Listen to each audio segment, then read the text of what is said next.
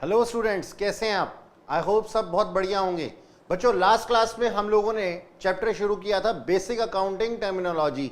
आज उसी चैप्टर को कंटिन्यू करते हुए हम कुछ और अकाउंटिंग टर्म्स को सीखेंगे। तो बच्चों, आज की क्लास की जो नेक्स्ट अकाउंटिंग टर्म है दैट इज एसेट। एसेट, ये एसेट क्या होता है? एसेट कुछ ऐसी चीज होती है जो कि आपको फ्यूचर में कैश कमाने में मदद करती है या फिर फ्यूचर में बेनिफिट्स देती है। तो बच्चों, मेरे साथ साथ लिखिएगा कि एसेट्स क्या होते हैं। Anything that enable the business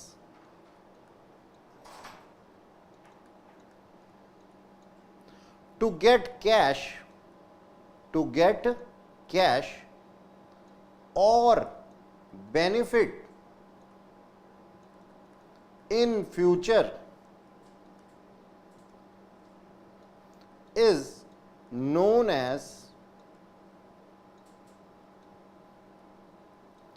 an asset।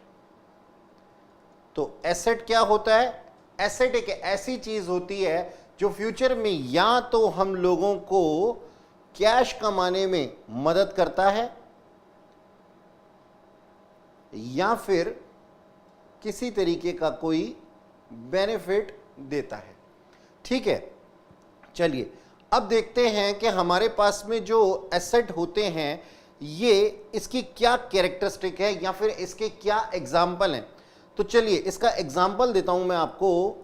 Example में हम लिख सकते हैं लैंड एंड बिल्डिंग। अब एक बात बताइए, आपने एक लैंड या फिर एक बिल्डिंग को परचेज किया और लैंड और बिल्डिंग का आपको फायदा फ्यूचर में मिलेगा, है ना? फ्यूचर में आप लोगों को इस चीज का फायदा मिलेगा। तो लैंड और बिल्डिंग आपके क्या हो गए? एसेट हो गए। सिमिलरली अगर आपने कोई प्लांट एंड मशीनरी परचेज किया, प्लांट एंड मशीनरी, प्लांट क्या होते हैं बच्चों? वो जो बड़े बड़े प्लांट लगे हुए होते हैं ना, जो सेटअप होते हैं बिजनेस पर्पस के लिए, that is known as plant. ये प्लांट वो वाला साइंस का प्लांट नहीं है जो आपके घर में होता है। तो प्लांट एंड मशीनरी का मतलब क्या होता है? आपने एक सेटअप लगाया हुआ है, इस सेटअप का बेनिफिट आपको मिलने वाला है कहां? फ्यूचर के अंदर। तो प्लांट एंड मशीनरी भी हमारा क्या हो गया? एक एसेट हो गया। अच्छा, थोड़ा और आगे बढ़ाते हैं अपनी नॉलेज को। हमारा एक एसेट होता है पेटेंट्स। पेटेंट्स आप लोगों को शायद मालूम होगा, और अगर नहीं मालूम होगा तो मैं बता देता हूं कि पेटेंट्स एक्चुअली होते क्या हैं। आपने वो मूवी देखी होगी 3 इडियट्स, उसके अंदर फुनसुक वांगडू एक कैरेक्टर था, उसके नाम पे बहुत सारे पेटेंट्स थे। बच्चों, कोई भी साइंटिस्ट या कोई भी पर्सन जब कोई नई इन्वेंशन करता है तो इस इन्वेंशन को वो किसको देना चाहता है? That is known as his patents. तो ये जो पेटेंट्स हैं ये फ्यूचर में बेनिफिट देते हैं हमारे को और हमें कैश कमाने में मदद करते हैं, इसलिए ये होते हैं हमारी एसेट। इसी तरीके से पेटेंट्स के ही तरीके से कॉपीराइट्स भी होते हैं। कॉपीराइट्स, अब ये कॉपीराइट्स क्या होते हैं? मान लीजिए मैंने एक बुक लिखी है और उस बुक को मैं किसी पब्लिशर को देता हूं, ठीक है जी। जैसे आपके पास में टीएस ग्रेवाल की बुक आती है अकाउंट्स के अंदर, तो टीएस ग्रेवाल जी ने इसकी पब्लिशिंग राइट किसको दिए? सुल्तान चंद को, एस चंद को। तो ये जो पब्लिशिंग राइट उन्होंने दिए हैं that is known as his copyright. यानी कि सुल्तान चंद जी बिना किसी भी इजाजत के, टीएस ग्रेवाल जी की इजाजत के बिना वो इस बुक को पब्लिश नहीं कर सकते थे। तो जो पर्सन बुक लिखता है उसका कॉपीराइट हो जाता है, that is known as copyright. तो ये फ्यूचर में हमें बेनिफिट देता है। ऐसी और बहुत से एग्जाम्पल्स हैं जो कि हम डिस्कस करेंगे। अच्छा, अब देखते हैं कि भाई हमारे पास में हमने ये तो पढ़ा क्या कि हमारे पास में एसेट क्या होता है। अब हम देखते हैं इसके कैरेक्टरिस्टिक क्या हैं। किसी भी एसेट को बिजनेस के अंदर होना चाहिए। यानी कि मान लीजिए मेरा एक बिजनेस है, मेरा एक बिजनेस है और एक बिजनेस मेरे चाचा जी का है।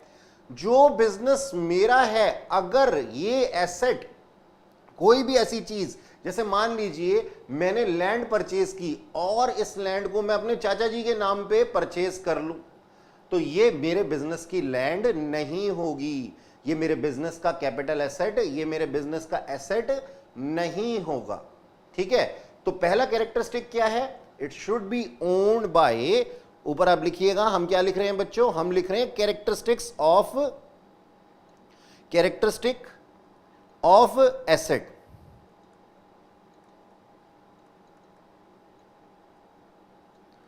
ठीक है, अच्छा, कैरेक्टरिस्टिक ऑफ एसेट के अंदर सबसे पहला जो मैंने आप लोगों को बोला, इट शुड ओन्ड बाय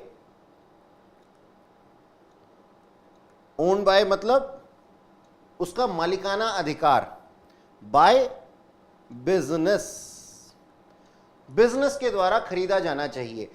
इसका मतलब क्या हुआ? हमने एक फर्नीचर परचेज किया, सोच करके देखो, हमने एक फर्नीचर परचेज किया अपनी पर्सनल यूसेज के लिए, क्या ये हमारे बिजनेस का एसेट है? नहीं, वो फ्यूचर में बेनिफिट तो देने वाला है, लेकिन घर पे, बिजनेस के अंदर नहीं।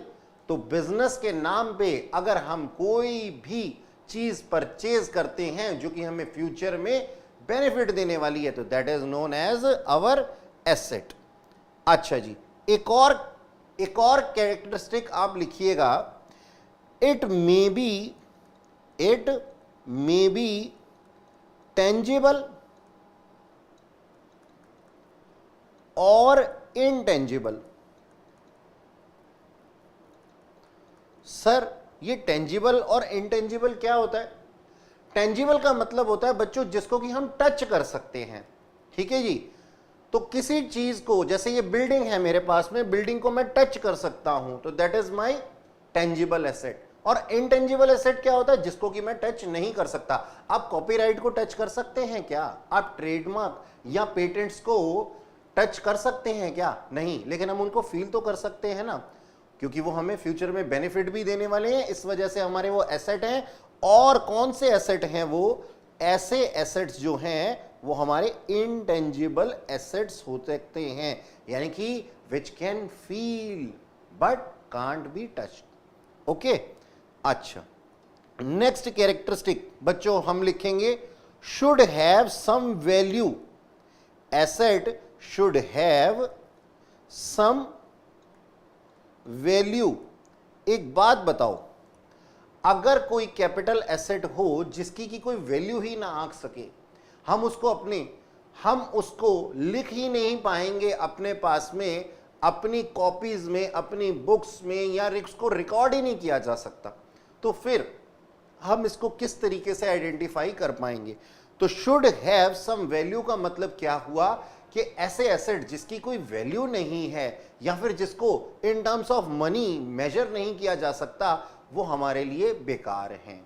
तो सर, इसका मतलब इंटेंजिबल एसेट्स को भी हम वैल्यूएट कर सकते हैं, हम बता सकते हैं, हम अपने पास में अपनी रिकॉर्डिंग के अंदर लिख सकते हैं कि हमारा कॉपीराइट 5 लाख का है या 7 लाख का है।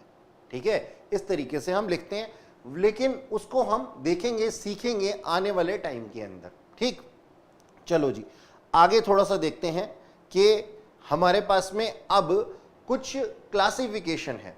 क्लासिफिकेशन किस तरीके से होती है एक कैपिटल एसेट की, एक एसेट की, इस चीज को हम देखते हैं। देखो बच्चों, ये जो हमारे एसेट्स होते हैं ना, ये जो हमारे एसेट्स होते हैं ना, ये 2 तरीके के होते हैं। हाँ सर, अभी आपने बताया टेंजिबल और इनटेंजिबल। जी बिल्कुल, टेंजिबल और इनटेंजिबल के अलावा भी हम क्या कर सकते हैं, उसको और तरीके से देख सकते हैं। तो चलिए देखते हैं कि ये क्या है।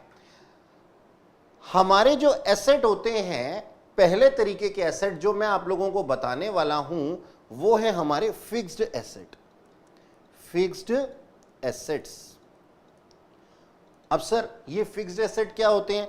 इसको हम नॉन करंट एसेट भी कहते हैं, नॉन करंट एसेट भी कहते हैं। ठीक है जी। तो ये दो नाम हैं एक ही तरीके के एसेट के। और दूसरे क्या हैं? Current asset, current assets. देखो याद हो जाएगा ना, एक तो नॉन करंट है और दूसरा क्या है? करंट है। ठीक है, तो फिक्स्ड या नॉन करंट एसेट्स क्या होते हैं, इस चीज को हमें समझना है। ठीक है, फिक्स्ड या नॉन करंट एसेट्स एक ऐसे एसेट्स होते हैं जिनको कि हम अपने बिजनेस के अंदर रिटेन करके रखते हैं एज एन इन्वेस्टमेंट, यानी कि हम इसको रीसेल पर्पस से नहीं बेचते, हम इसको रीसेल पर्पस से नहीं बेचते। ठीक है जी, तो यानी कि हम इन चीजों का व्यापार नहीं करते। हम क्या करेंगे? हमने एक लैंड परचेज की, थोड़ी ना हमारा बिजनेस था कि हम लैंड की सेल परचेज करते थे, जरूरी थोड़ी है। ठीक है जी, हमने जो लैंड परचेज की है उसके ऊपर हम खिलौनों का बिजनेस सेटअप करने वाले हैं। ठीक है जी, या फिर कुछ और एक्टिविटी परफॉर्म करने वाले हैं। तो कहने का मतलब ये है कि लैंड हमारे अगर बिजनेस पर्पस का पार्ट नहीं है, कि हम इसकी सेल परचेज नहीं करते, तो ये लैंड क्या हो जाता है बच्चों? फिक्स्ड एसेट हो जाता है। ठीक है, तो आप मेरे साथ में लिखिएगा कि फिक्स्ड एसेट या नॉन करंट एसेट्स कौन से होते हैं। लिखिएगा नॉन करंट एसेट्स। ठीक है, लिखिएगा नॉट फॉर रीसेल पर्पस। ये रीसेल पर्पस के लिए नहीं होते, but retained in business as an investment. बात समझ में आई? हमारे यहां ऐसा होता भी है ना कि कोई बिजनेसमैन क्या करता है, कोई भी एसेट लेकर के छोड़ देता है कि फ्यूचर में जब इसके दाम बढ़ जाएंगे तब इसको बेच दूंगा, तब इससे बेनिफिट या फिर कैश कमा लूंगा। तो लेकिन लैंड को बेचना या खरीदना उसका बिजनेस का पार्ट नहीं था, बिजनेस के लिए उसने वो काम किया है। तो ऐसी चीजें जो कि इन्वेस्टमेंट पर्पस के लिए रख दी जाती हैं लंबे समय के लिए, that is known as non current assets. ठीक है जी, आई होप आप लोगों को समझ में आया होगा कि ये नॉन करंट एसेट्स, इसका काम क्या है? सर इसका काम सिर्फ इतना सा है कि ये हमारे पास में रिटेन किया जाता है एज एन इन्वेस्टमेंट। ठीक है, और हम इसको बेचते नहीं हैं एक नॉर्मल टाइम ड्यूरेशन के अंदर। ओके, चलिए अब आगे चलते हैं और देखते हैं कि हमारे पास में करंट एसेट्स कौन कौन से होते हैं। ठीक है, इसके अंदर मैं थोड़ी सी जगह छोड़ रहा हूं क्योंकि इसके मैं अभी आपको दो क्लासिफिकेशन और बताने वाला हूं। ठीक है, तो देखिएगा मेरे साथ में कि करंट एसेट्स कितने तरीके के और किस तरीके के होते हैं। करंट एसेट्स ये क्या होते हैं? करंट एसेट्स क्या होते हैं ये हमारे को सीखना है।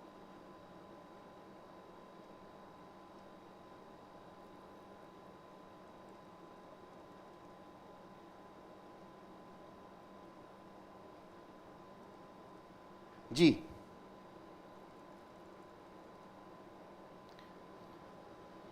हाँ जी, अब देखिए नॉन करंट एसेट क्या थे? जो लंबे टाइम पीरियड के लिए रखे जाते हैं। और करंट एसेट्स कौन से होते हैं?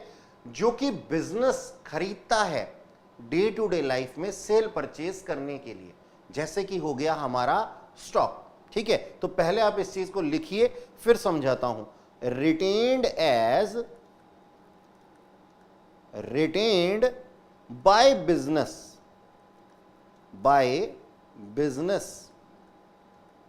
ठीक है जी, फॉर कन्वर्जन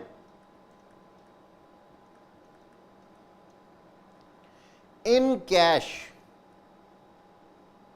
कैश के अंदर कन्वर्जन करने के लिए, फॉर द पीरियड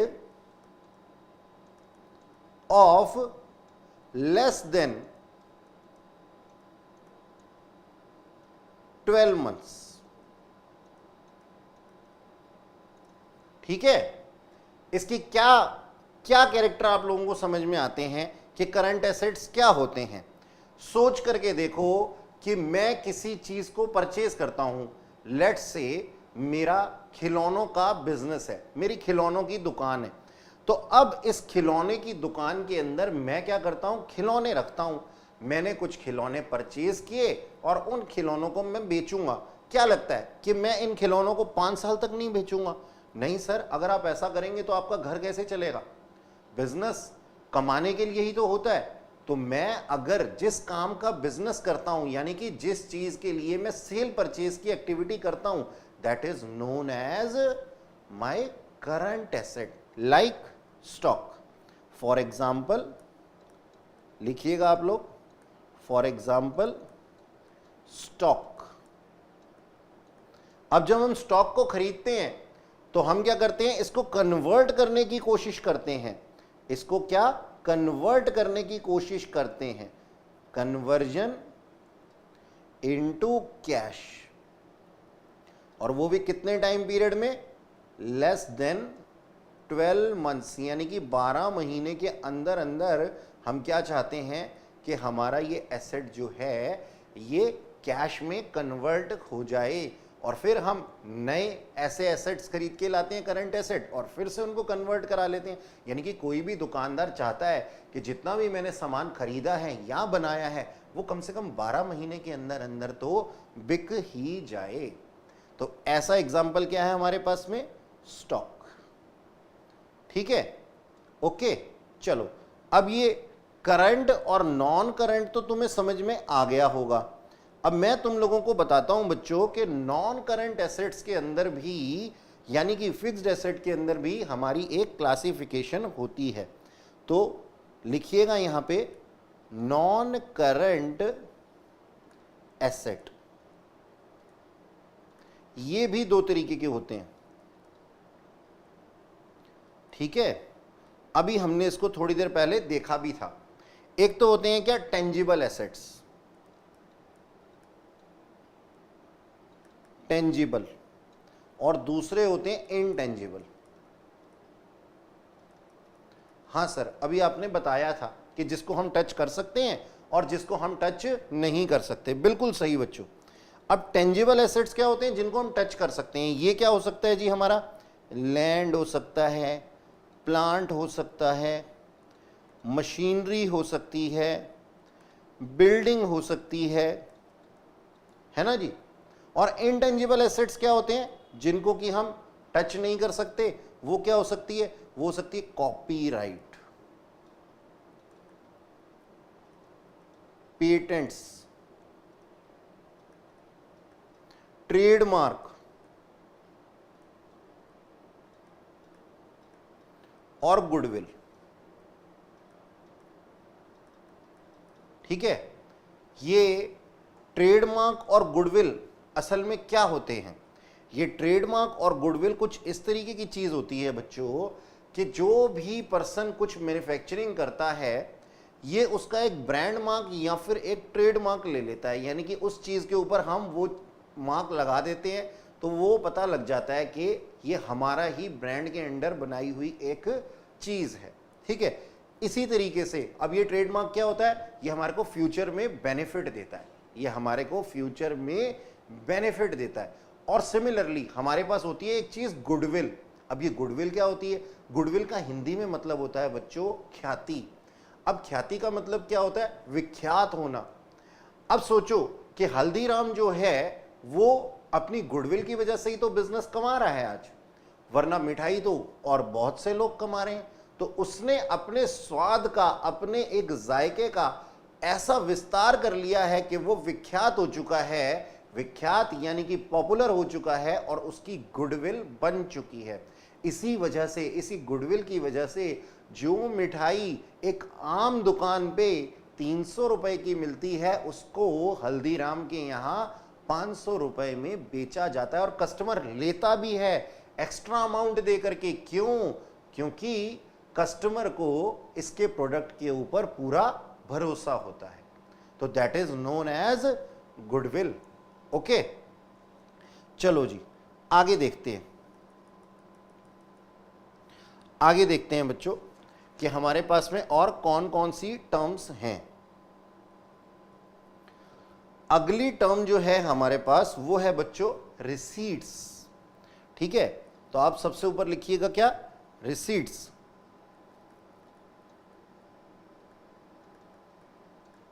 रिसिप्ट्स।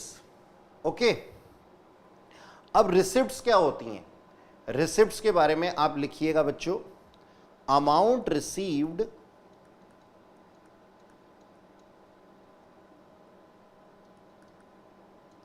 और रिसीवेबल,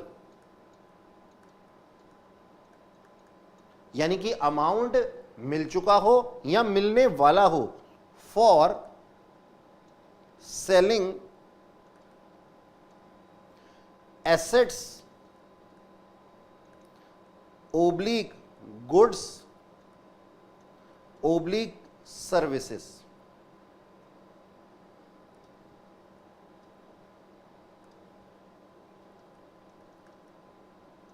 ठीक है जी, यानी कि अगर कोई अमाउंट आप लोगों को मिल चुका है या मिलने वाला है, किस काम के लिए? सेल करने के लिए। किसको? एसेट को, किसी भी चीज को जिसका कि आप व्यापार करते हो, या फिर किसी सर्विस को। अगर आप एक सर्विस प्रोवाइडर है तो वो जो अमाउंट आपको मिला है या मिलने वाला है, that is known as receipts. Okay, समझ में आया? देखो नाम से ही पता लग रहा है, रिसिप्ट्स का मतलब है आना, इनकमिंग। ठीक है जी, तो अब ये रिसिप्ट्स कितने तरीके की होती हैं? ये जो रिसिप्ट्स होती हैं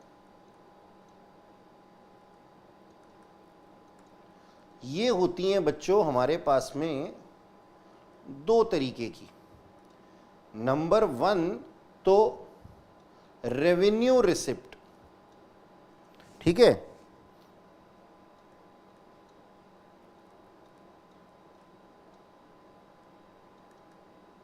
और नंबर 2 कैपिटल रिसिप्ट्स।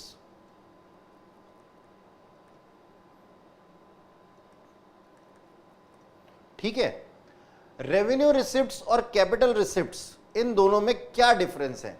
देखो बच्चों, रेवेन्यू और कैपिटल का मैं मतलब आप लोगों को बता दूं कि रेवेन्यू का मतलब होता है वो चीज जो 12 महीने के अंदर अंदर जनरेट हो जाती है, और कैपिटल रिसिप्ट्स या फिर कैपिटल नेचर की जो भी चीज होती है वो लॉन्ग टर्म पीरियड के लिए होती है, that is more than 12 months. ठीक है, तो चलिए बताता हूं आप लोगों को कि रेवेन्यू रिसिप्ट्स में आप क्या समझते हैं। Revenue receipts are the amount received or yet to receive। ठीक है जी, मिल चुका हो या मिलने वाला हो, इन नॉर्मल कोर्स ऑफ बिजनेस।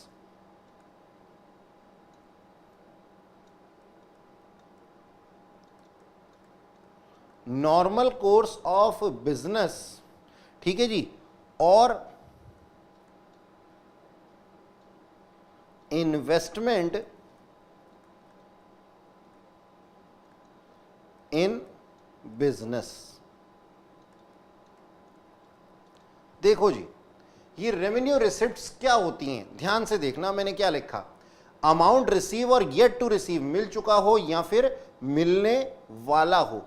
ठीक है जी, in normal course of business. Normal course of business का मतलब क्या है? यहां नॉर्मल कोर्स ऑफ बिजनेस को हमें समझना जरूरी है बच्चों। नॉर्मल कोर्स ऑफ बिजनेस का मतलब यह होता है कि जिस चीज का हम व्यापार करते हैं ना डे टू डे लाइफ में, जैसे अभी मैंने एग्जांपल लिया था क्या, कि मेरा खिलौने खरीदने और बेचने का बिजनेस है, तो खिलौने बेचने या खरीदने से जो भी अमाउंट मुझे रिसीव होगा, that is known as my revenue receipts. क्यों? क्योंकि ये 12 महीने के अंदर अंदर ही मिल रहा है। ठीक है जी, अच्छा, नॉर्मल कोर्स ऑफ बिजनेस का मतलब तो हमने सीख लिया कि नॉर्मली ये हमारा बिजनेस है, it is our business to sell and purchase, क्या, गुड्डे गुड़िया, खिलौने, टॉयज, कुछ भी कह सकते हैं आप। ठीक है, अच्छा, दूसरी चीज मैंने जो यहां पे लिखी है ना, वो लिखिए investment in business. Investment in business. अब देखो होता क्या है, हमारे को है ना कुछ कुछ रिटर्न्स आते हैं बिजनेस से, हर साल कुछ ना कुछ प्रॉफिट्स होते हैं, ठीक है। या फिर हम ये कहते हैं कि हमारे को, हमने अगर कुछ बिजनेस के अंदर लगाया है, इंट्रोड्यूस किया है, तो उसकी कोई रिटर्न के वे में हमें इंटरेस्ट इनकम रिसीव हो रही है। जैसे हम एफडी करते हैं ना, एफडी करवाते हैं ना हम, ठीक है। तो जो हम एफडी करवाते हैं, फिक्स डिपॉजिट करवाते हैं, बैंक उसके लिए हमारे को क्या देती है, इंटरेस्ट देती है। बैंक हमारे को इंटरेस्ट देती है।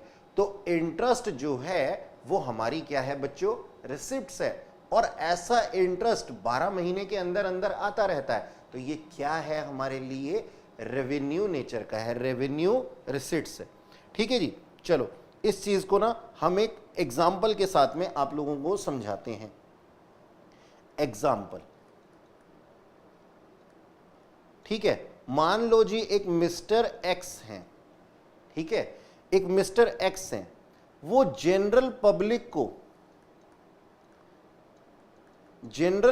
को क्या कुछ गुड्स देते हैं, कुछ गुड्स बेचते हैं, सेलिंग सम गुड्स, और बदले में उनको क्या रिसीव होता है, कैश। तो ये जो कैश है, ये कैश मिस्टर एक्स के लिए क्या है, रिसीट्स, ठीक है जी, रिसिप्ट्स। अब क्योंकि ऐसा cash day to day life में बार बार मिलता है, तो ये किस नेचर का है, रेवेन्यू नेचर का है, इसलिए क्या है, रेवेन्यू रिसिप्ट्स है। अच्छा जी, एक और एग्जांपल लेते हैं। ये एग्जांपल नंबर 1, ये एग्जांपल नंबर 2, कि मिस्टर एक्स, जो मैंने अभी आपको बोला था, मिस्टर एक्स जाते हैं अपने बैंक के पास और बैंक में वो कुछ मनी डिपॉजिट कर देते हैं, ठीक है। और बैंक एक टाइम ड्यूरेशन के बाद इनको क्या देता है, इंटरेस्ट इनकम, इंटरेस्ट इनकम। और ये जाहिर सी बात है कि बैंक जो है वो इनको जो देता होगा ऐसी इंटरेस्ट इनकम 1 साल के अंदर अंदर ही दे देता होगा। तो ये जो इनकम है ये क्या है, revenue receipts of mister X, ठीक है जी। बात समझ में आया। तो इन दोनों के अंदर जो एक मेन बात हमने देखी है वो क्या है, नॉर्मली लेस देन 12 मंथ्स, ठीक है बच्चों। तो ये दोनों चीजें ही जो हैं वो नॉर्मली लेस देन 12 मंथ्स हैं। अच्छा, इसका मतलब सर कि कैपिटल रिसिप्ट जो है वो 12 महीने से ज्यादा के लिए होगी। बिल्कुल सही समझे हो बच्चों, आप बिल्कुल सही समझे हो। तो देखो कैपिटल रिसिप्ट्स क्या होती हैं, पहले समझते हैं। कैपिटल रिसिप्ट्स का मतलब होता है कि कोई ऐसी इनकम जो कि हमें सालों बाद होती है। अब एक बात बताओ, आप लोगों ने अगर कोई प्लांट एंड मशीनरी परचेज किया है या फिर कोई लैंड परचेज की है, तो क्या आप उस लैंड को अगले ही साल बेच देने वाले हो? नहीं ना, लंबे टाइम पीरियड पे। लेकिन एक दिन तो बेचोगे और हो सकता है कि वो डेप्रीशिएट हो जाए और हमें कुछ स्क्रैप के वे में उसको बेचना पड़े। आप गाड़ी लेते हो तो गाड़ी को एक ना एक दिन तो बेचते ही हो ना, लेकिन अब डे टू डे लाइफ में उसको नहीं बेचते। तो ऐसी इनकम जो कि कैपिटल एसेट्स को बेचने से आती है, क्योंकि कैपिटल एसेट्स बार बार नहीं बेचे जाते, तो वो क्या होती हैं बच्चों, वो हमारी कैपिटल रिसिप्ट्स होती हैं। अमाउंट, आप इसको लिखिएगा, amount received by selling after use for a long period, ठीक है जी, एक लंबे टाइम के बाद में। एग्जाम्पल इसका लिखिएगा बच्चों, sale of land oblique building, ठीक है जी, या फिर sale of plant and machinery, ठीक है, कुछ भी हो सकता है, ओके, कुछ भी हो सकती हैं ये चीजें, ठीक है बच्चों। तो ये क्या होता है हमारे पास में, किस तरीके से काम होता है, ये हम देख रहे हैं इसके अंदर कि हमारी कैपिटल और रेवेन्यू रिसिप्ट्स क्या होती हैं, ठीक है जी। अब रिसिप्ट्स के बाद में जो हमारे पास अगली टर्म है दैट इज एक्सपेंडिचर। तो लिखिएगा बेटा एक्सपेंडिचर, ठीक है। क्या होता है एक्सपेंडिचर?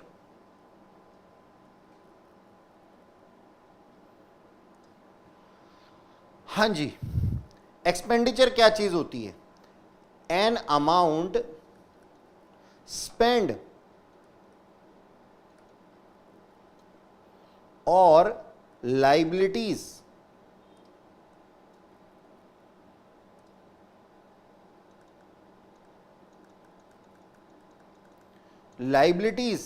incurred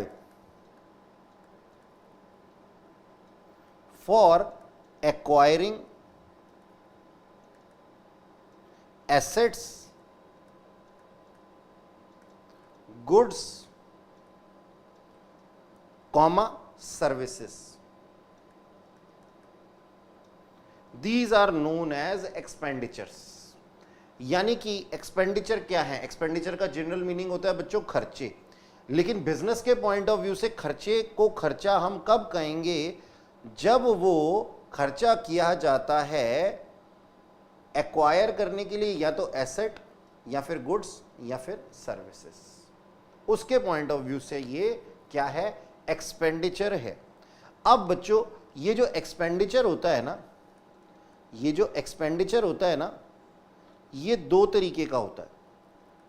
जैसे हमारी रेवेन्यू रिसिप्ट्स जो थी वो रेवेन्यू और कैपिटलाइज नेचर की थी ना, इसी तरीके से देखो बच्चों, एक तो होता है कैपिटल एक्सपेंडिचर,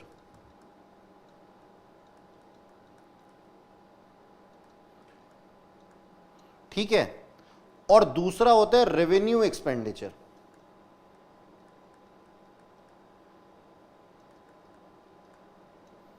ठीक है, अच्छा सर, इसका मतलब कैपिटल एक्सपेंडिचर वो वाले एक्सपेंडिचर होते हैं, नाम से ही पता लग रहा है हमारे को, जो 12 महीने से ज्यादा के लिए होते हैं। यानी कि अगर हमने कुछ खर्चा किया है तो वो खर्चा कितने टाइम पीरियड के लिए है, यानी कि वो खर्चा 2 दिन में खत्म नहीं हो जाएगा। एग्जाम्पल लेते हैं, आप लोगों को ज्यादा समझ में आएगा इस एग्जाम्पल से। एक बात बताओ, आप अपने घर में इलेक्ट्रिसिटी का बिल पे करते हो, या फिर एक बिजनेसमैन ने अपनी शॉप की इलेक्ट्रिसिटी का बिल पे किया, तो ये जो इलेक्ट्रिसिटी का बिल है ये 1 महीने का है, that is less than 12 months. तो लेस देन 12 मंथ्स होने की वजह से ये क्या हो जाएगा बच्चों? रेवेन्यू एक्सपेंडिचर हो जाएगा। ये क्या हो जाएगा? रेवेन्यू एक्सपेंडिचर हो जाएगा। और सोच करके देखो, उसी बिजनेसमैन ने अगर कोई लैंड परचेज की, अगर कोई लैंड परचेज की, तो लैंड कोई एक दो दिन या कुछ महीनों में खत्म थोड़ी हो जाएगी। तो ये क्या है? कैपिटलाइज नेचर का expenditure.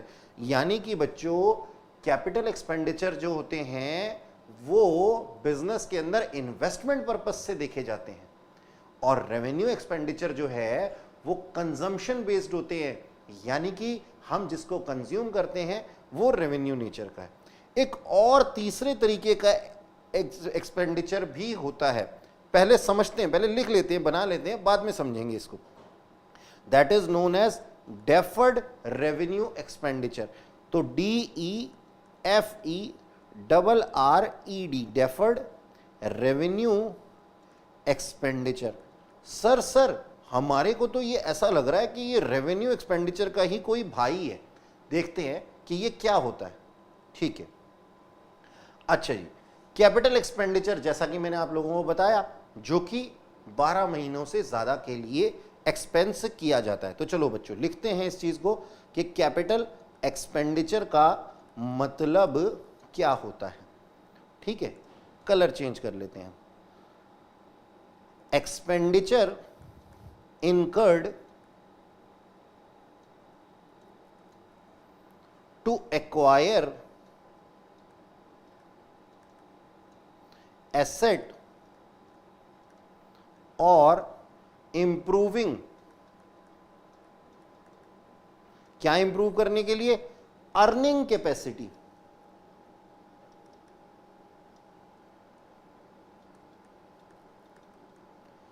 Of business, earning capacity of business is known as capital expenditure. It may tangible or intangible asset.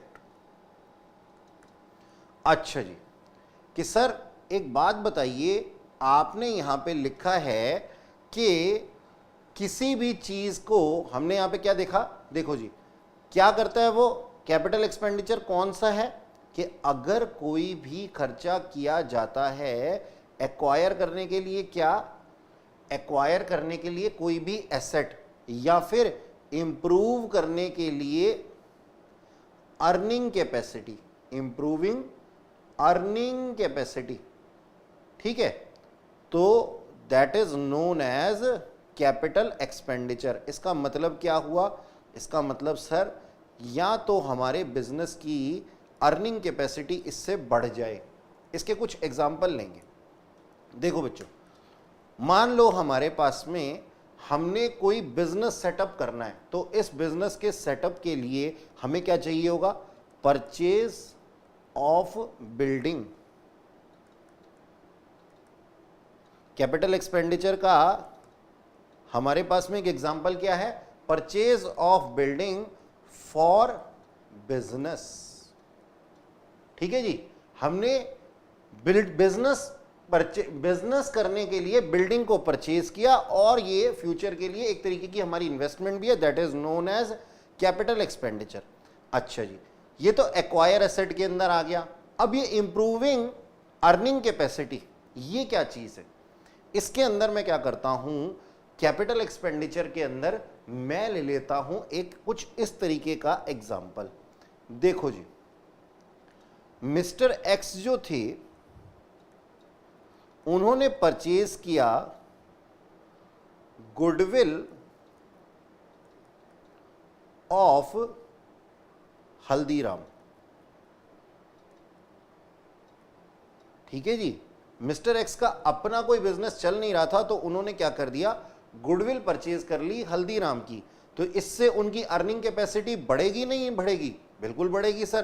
तो that is known as a capital expenditure of mister X. ठीक है, ये बात समझ में आई आप लोगों को? अच्छा जी, ये तो था कैपिटल एक्सपेंडिचर। अब बच्चों, रेवेन्यू एक्सपेंडिचर क्या होते हैं? रेवेन्यू एक्सपेंडिचर को भी लिखो आप अपने पास में। रेवेन्यू एक्सपेंडिचर होते हैं, these are the expenditure incurred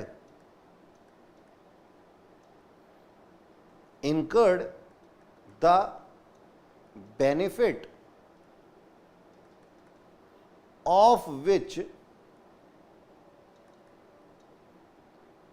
is consumed within 12 months। यानी कि इसका बेनिफिट हमारे को कितने टाइम के लिए मिलेगा? इसका बेनिफिट हम लोगों को मिलेगा सिर्फ 12 महीनों के अंदर अंदर ही। For example,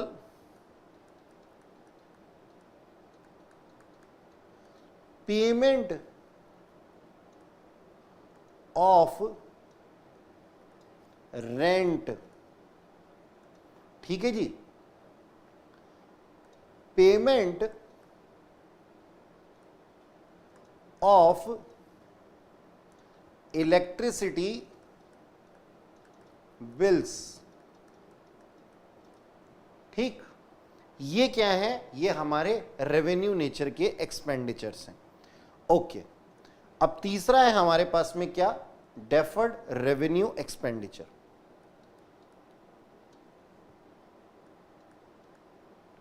deferred revenue expenditure ये क्या होते हैं? देखो बच्चों, मैं आप लोगों को समझाने की पूरी कोशिश करता हूं डेफर्ड रेवेन्यू एक्सपेंडिचर असल में होता क्या है। बच्चों कुछ इस तरीके का एजम्पशन लीजिए कि हमें ना कुछ एडवर्टीजमेंट करनी थी और हमने जो एडवर्टीजमेंट के ऊपर है ना बहुत खर्चा कर दिया, बहुत सारा खर्चा कर दिया। अब ये जो खर्चा है हम रिकॉर्ड नहीं करना चाहते सारा का सारा एक साल के अंदर। यानी कि कभी कभी क्या होता है, हम ना खर्चों की भी ईएमआई बना लेते हैं।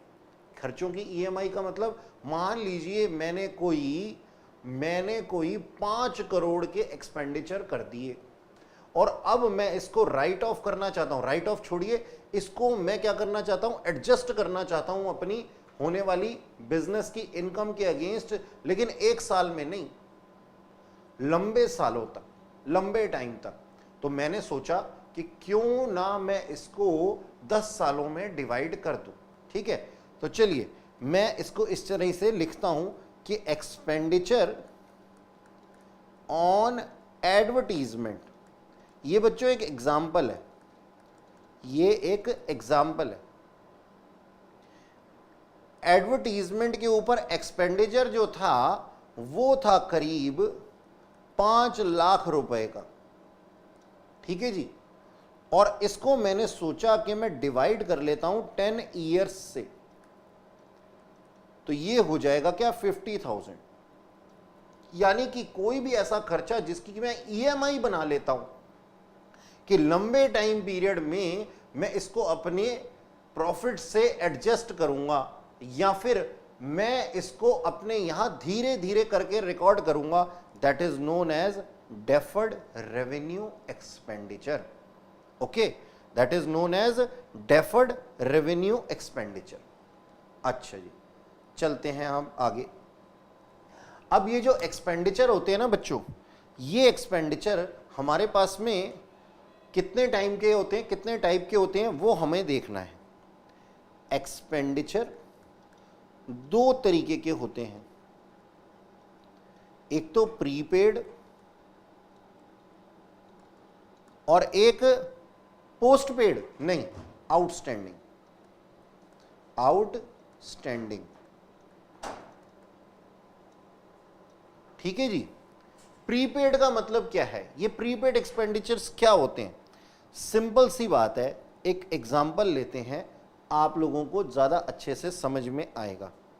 मान लीजिए मैंने ना पेमेंट कर दी, पेमेंट ऑफ रेंट, रेंट की पेमेंट कर दी, तो सर ये तो कैपिटलाइज नेचर का है। जी हाँ बिल्कुल, लेकिन आगे पढ़िए पहले, फॉर 1.5 ईयर्स। ठीक है जी, यानी कि मैंने क्या किया, 1.5 साल के लिए रेंट को पे कर दिया। अच्छा एक बात बताइए कि रेंट पे किया कितने जाने पीरियड के लिए था? यानी कि अगर मैं रेंट को पे करूं तो किस अकाउंटिंग पीरियड के लिए, कितने टाइम पीरियड के लिए करूं? सर रेंट ज़्यादा से ज़्यादा एक साल में 12 बार पे होता है, यानी कि रेंट पे किया जाना था 1 साल के लिए और रेंट पे कर दिया हमने कितने के लिए, 5 और 6 मंथ्स एक्स्ट्रा, 1.5 ईयर्स के लिए किया ना। तो ये जो 5 मंथ का हाफ ईयर का रेंट है ना, half year rent, that is known as prepaid, है ना। प्रीपेड का मतलब क्या, जिनकी की आपको सर्विसेज बाद में मिलेंगी, पहले आपको पेमेंट करनी होगी, that is known as prepaid. अच्छा ठीक है सर, हम समझ गए। सर ये आउटस्टैंडिंग का मतलब क्या होता है, आउटस्टैंडिंग एक्सपेंसेस क्या होते हैं? इसके लिए भी एक एग्जांपल ले लेते हैं। मान लीजिए हमने ना कोई एम्प्लॉय को सैलरी पेड टू एम्प्लॉय, मैंने ई लिख दिया है यहां पे, ठीक है, salary paid to employ for 9 months during the year,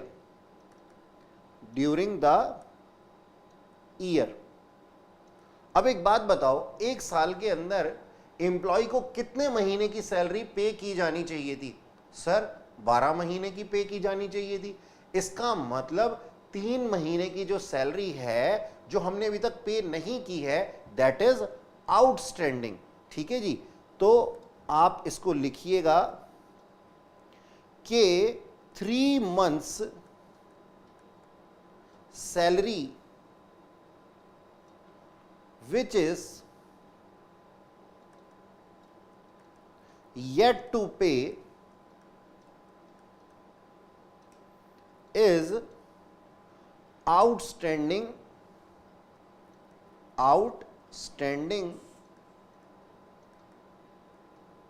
expense। जो बकाया है that is known as outstanding. ठीक है, तो बच्चों ये थी हमारी आज की क्लास के अंदर हमने कुछ जो टर्मिनोलॉजी सीखी है वो। नेक्स्ट क्लास के अंदर हम सेम चैप्टर को आगे बढ़ाएंगे, कंटिन्यू करते हुए कुछ और टर्मिनोलॉजीज भी सीखेंगे। तो that's all for today, have a nice day.